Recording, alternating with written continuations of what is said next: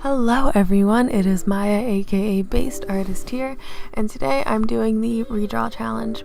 Now the original drawing, which is shown right here, might be familiar to some of you guys. I actually did a video on that a few years back. She's my mermaid witch, and I love her. When I the first time I drew her, I loved her, and I did a lot of sketches in my sketchbook of her. Then I kind of forgot about her, fell off with it. And then recently I remembered my old mermaid witch, and I saw this piece as something with good potential that I kind of that I know I could do better justice now that I've had a little bit more experience with art. And so I got back into her again, and I've been sketching her a little bit and giving her a little bit more personality than she had the last time. Now, I'm not a really big believer in bashing my art, even if it's years old. I think that it's important to keep in mind how much time and effort and love you put into your artwork, even the really old one that kind of looks a little funky. But there are a few things that I felt like I could have done better. The first one is giving the illustration, the mermaid witch herself, a little bit more personality. In the original, she's just kind of standing there looking at you. You get the impression that she's casting a spell, but you don't really get the why or the when or for what reason.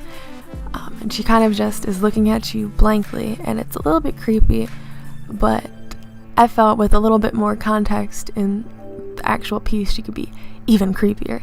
And so that's what I was going for.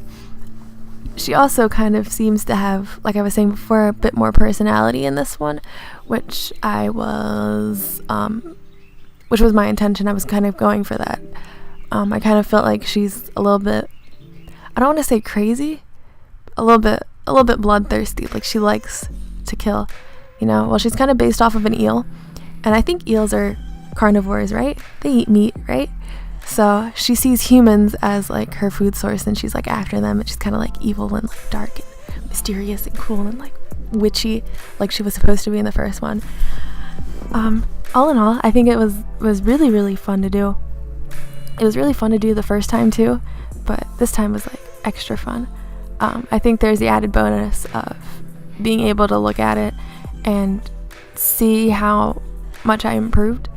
The first time I did it, I was just then learning how to line art. Before, I used to hate line arting with a passion. And it's when I first got this idea of not really using line weight and to use these like scratchy lines to suggest shape and shadow. And at first, I don't think I really knew how to handle it too well. But I think seeing my improvement in the line art is one of my favorite things, because like I said before, it was something I used to hate doing, and now it's a really, really fun part because I get to be expressive with it, and I get to, like I said, do the little scratch mark line things to suggest different things or whatever. And I think it's just really, really interesting to see how my techniques changed and improved and evolved and got better, or changed just in general, just got different. And it's really fun. It's really fun to do redraw challenges. And I think it's important.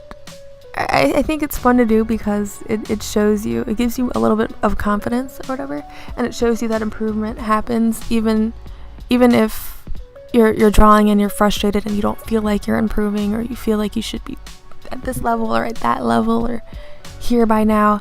Like, improvement happens. I feel like you have to be patient with yourself. You have to develop a positive attitude, and eventually you will see the benefits of your hard work materialized. And it's just a waiting game. It's a matter of time. It's a matter of time and sticking to it. If you're drawing, you're improving, so you have to keep drawing and you will keep improving without a doubt. I think a lot of people focus a little bit too much on improvement, though. At the end of the day, art should be fun. It should be something that you love to do. It should be what you want to do. If you're drawing, it should make you happy. And I think if your art isn't making you happy, then maybe you need to refocus on what you're doing, on what your priorities are, and get it together. So I think focusing on improvement isn't very fun for a lot of people. And if it's not fun for you, then please identify when that's becoming your focus and learn how to redirect your attention onto what it is that makes you really happy. I think another thing that people should do more is to learn how to be more positive with themselves. I think we're easily, obviously, our own worst critic, and I think we judge our artwork so harshly, like a lot more harshly than it deserves to be. And a lot of times when you look back on it and you think like, wow, I hated this, like it's really not that bad. And I think it's just important to keep in mind that you're never really as bad as you think you are, and to work on your attitude towards your art. Working on your attitude towards your art is the most important thing that you could ever improve on. I feel like your relationship with your art should generally be a positive one, and I think it's easy to say that, but it's really, really difficult to actualize these behaviors. And it's a matter of practicing, like anything is, like all things are. And eventually, with a lot of hard work and with a lot of dedication, you can get there. I mean, of course, there's going to be setbacks. There's always setbacks with anything and everything. But as long as you're working towards that end goal of being more positive, having a positive attitude about your artwork, then everything should be fine, and you're going to realize that you're having a lot more fun creating than you are with a negative attitude. I'm even looking when it comes to your old art. I think I might have said it already, but I try not to be too harsh on myself when it comes to the things that I've drawn years back. Believe me, we've all made some really cringy, really gross drawings in the past, but I think generally when you look back at old artwork, it should feel positive. You should keep in mind who you were back then and how proud you were of your artwork when you made it, and you should see it as the stepping stones that led you to where you are now. Because I know there's a lot of mistakes that I made and a lot of little things that I learned that I celebrated and that I look back on now and I'm like, why would I even be so happy about that? Well, a lot of these little things are what got me to the point where I'm at now. And even if they're a little bit ugly, even if it was a little sketchy back then, I think it's still it's a part of my history, kind of, you know. And so I'm proud of it, even the cringy, not as good parts. One thing that I am like super proud of is the colors in this. I think you saw that I used some hue and saturation color sliding to kind of get some of the things a little bit more right.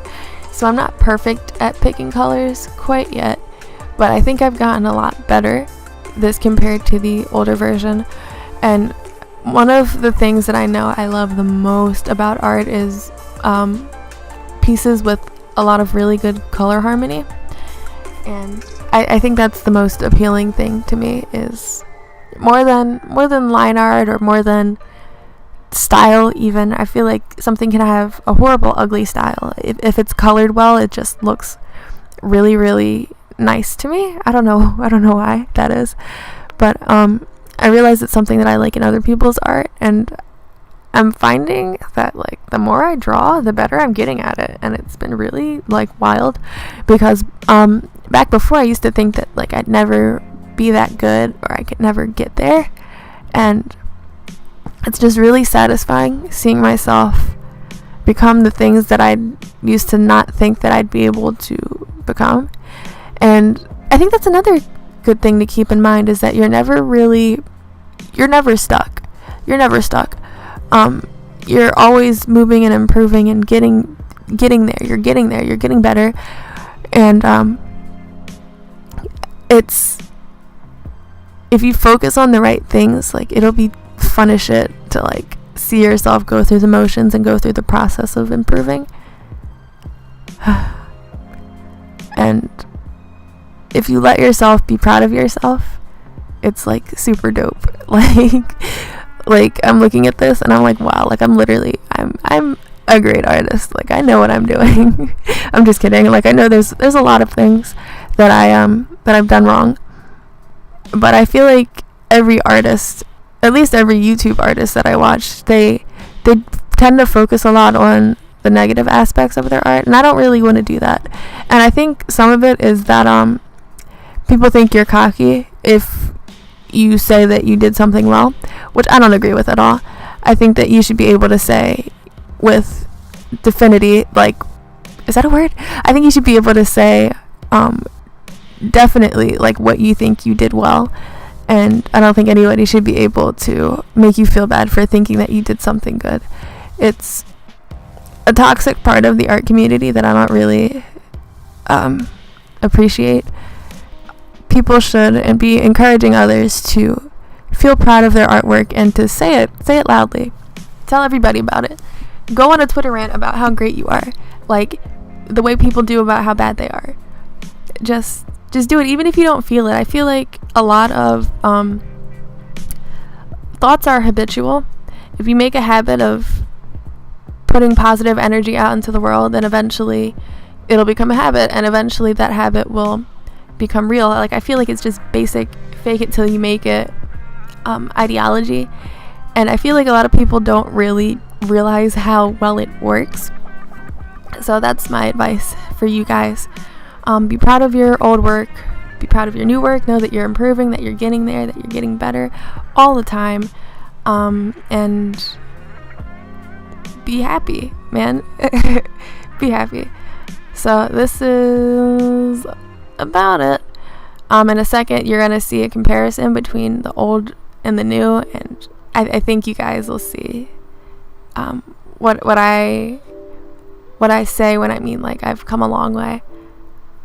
Thank you guys so much for watching. As always, make sure you like, comment, subscribe, do all that good stuff. You can see this picture posted on my Tumblr. I haven't really talked about my Tumblr recently, but like I'd be posting on there, so follow that maybe. So you'll see like a smaller version of that on my Tumblr. If you want the big giant full-size version, you're gonna have to be a patron for that, unfortunately. Sorry, but that's the way it is. Like I said, thank you for watching, you guys. I've been rambling for a long time. I'm ready for a hot drink.